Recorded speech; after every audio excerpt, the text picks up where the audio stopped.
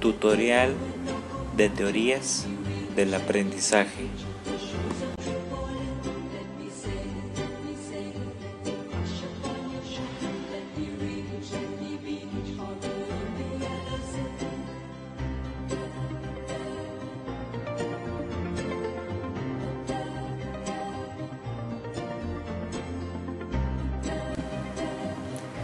Las teorías del aprendizaje describen la manera en que los teóricos creen que las personas aprenden nuevas ideas y conceptos.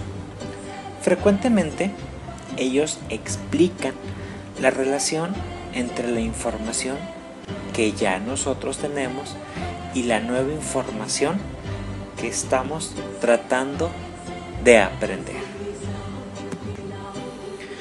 A continuación, presento acerca de las intenciones y de los objetivos de la teoría del aprendizaje.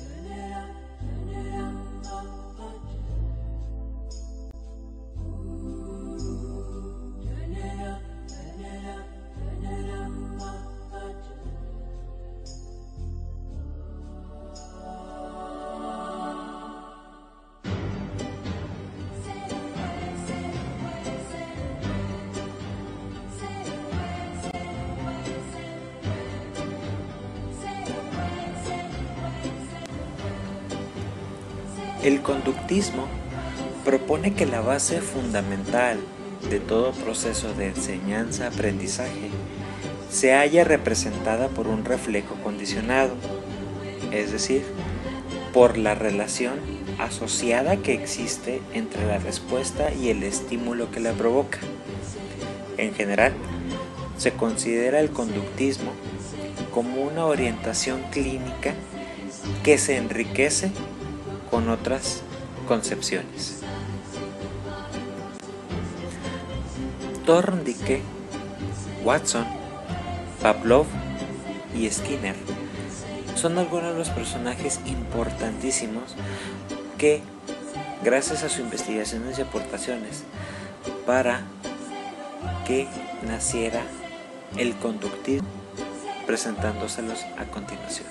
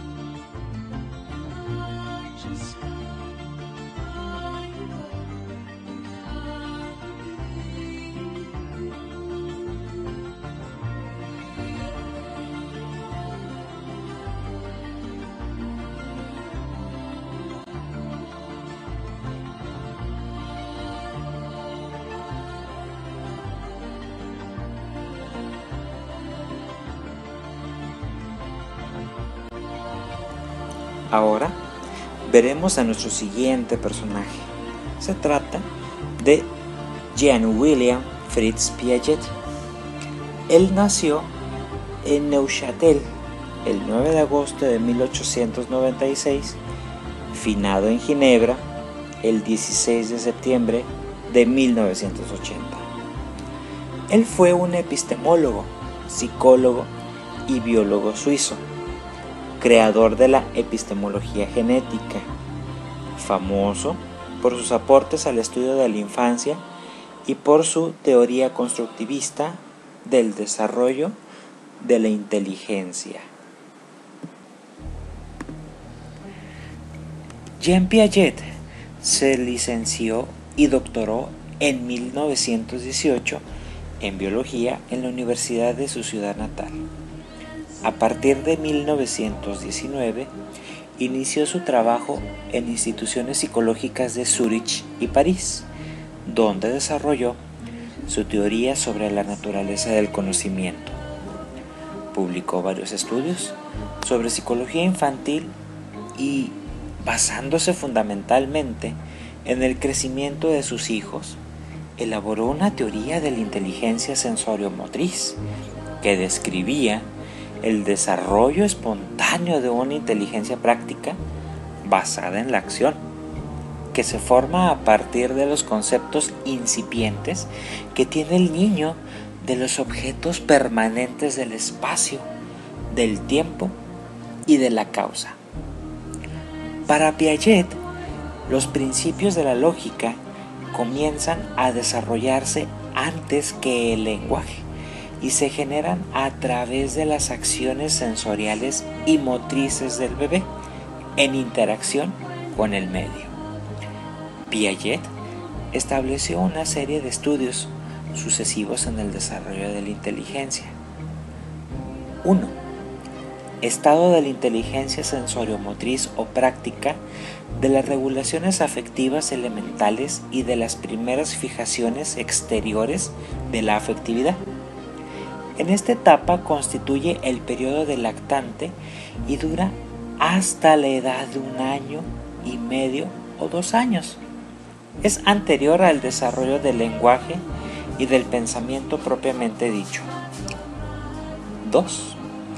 Estadio de la inteligencia intuitiva, de los sentimientos interindividuales, espontáneas y de las relaciones sociales de sumisión al adulto.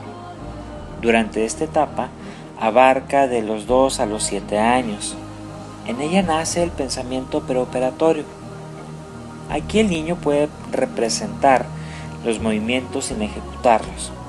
Es la época del juego simbólico y del egocentrismo. Y a partir de los 4 años del pensamiento intuitivo. 3. Estadio de las operaciones intelectuales concretas, de los sentimientos morales y sociales de cooperación y del inicio de la lógica. En esta etapa abarca de los 7 a los 11 años de edad. 4. Estadio de las operaciones intelectuales abstractas, de la formación de la personalidad y de la inserción afectiva e intelectual en la sociedad de los adultos, es decir, durante la etapa de la adolescencia.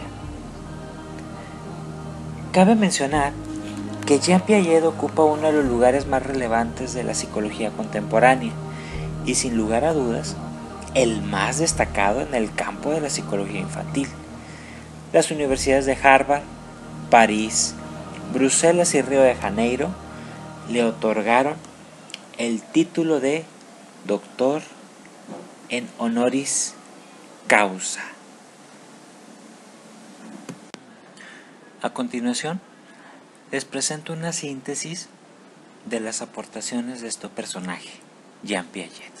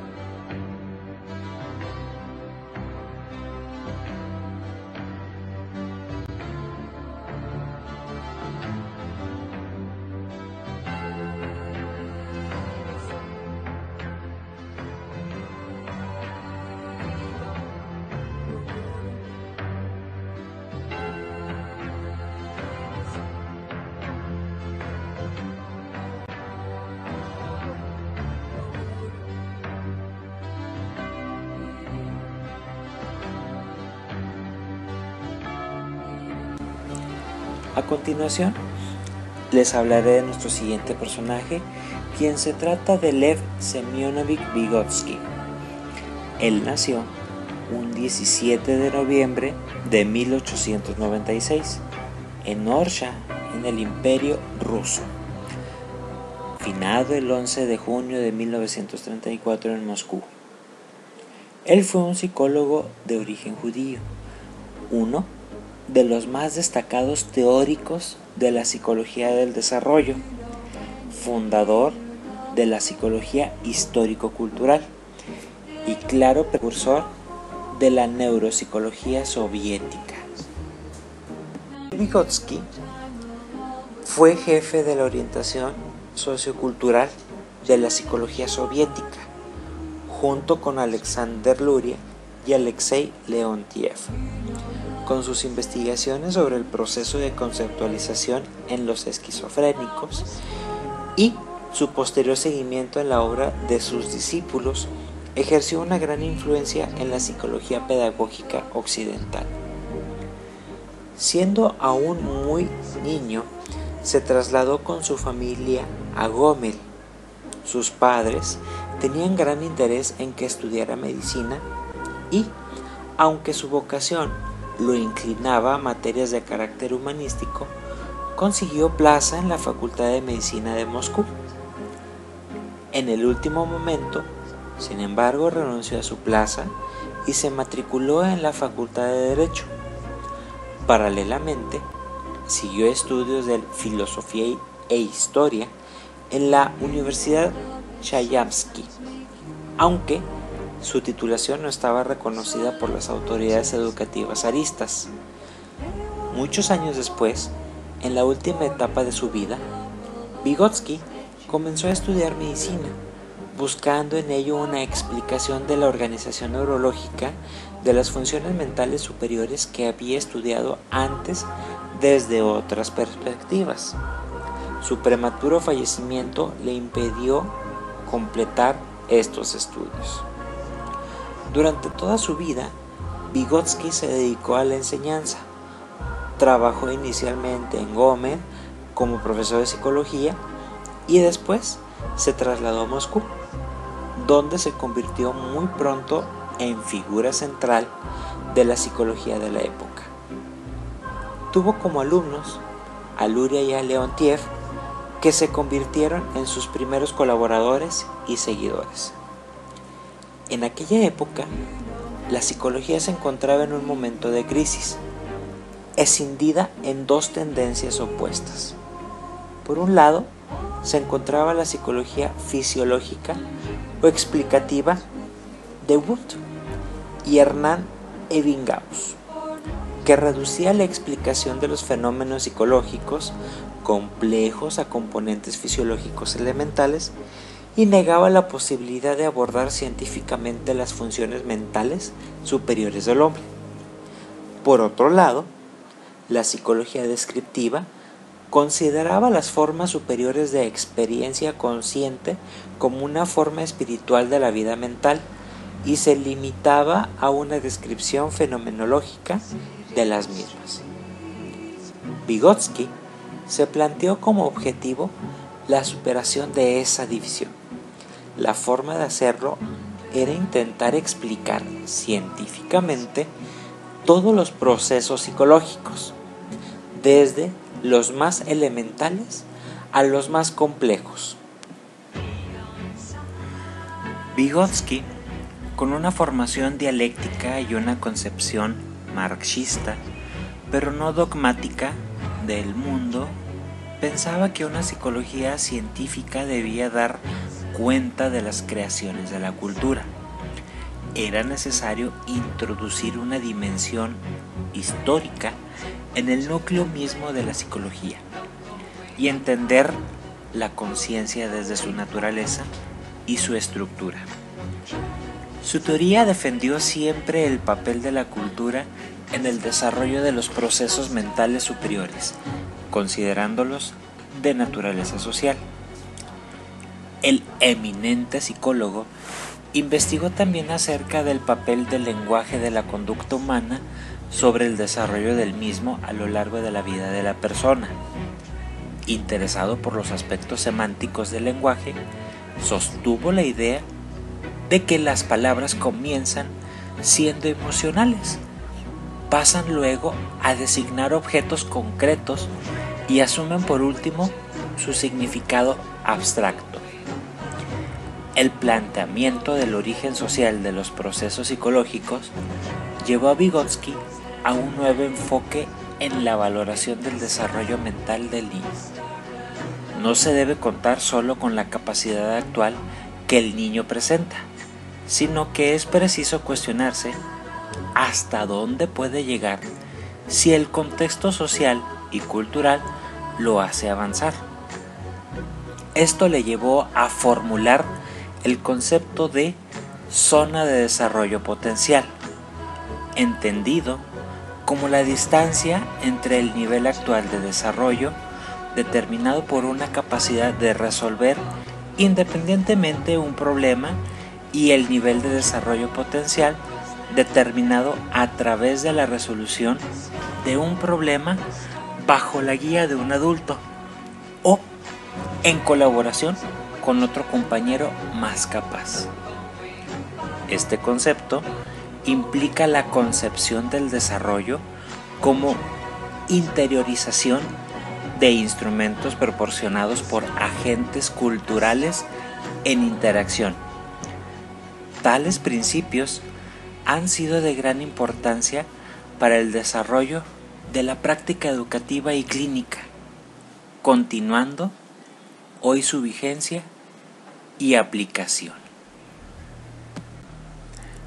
A continuación, les presento un mapa mental de Lev Vygotsky sobre todas sus aportaciones.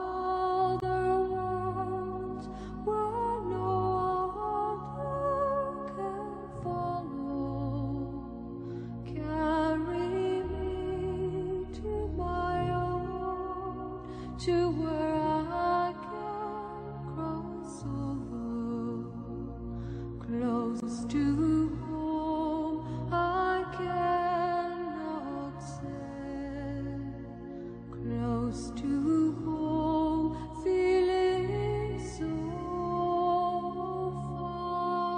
far away.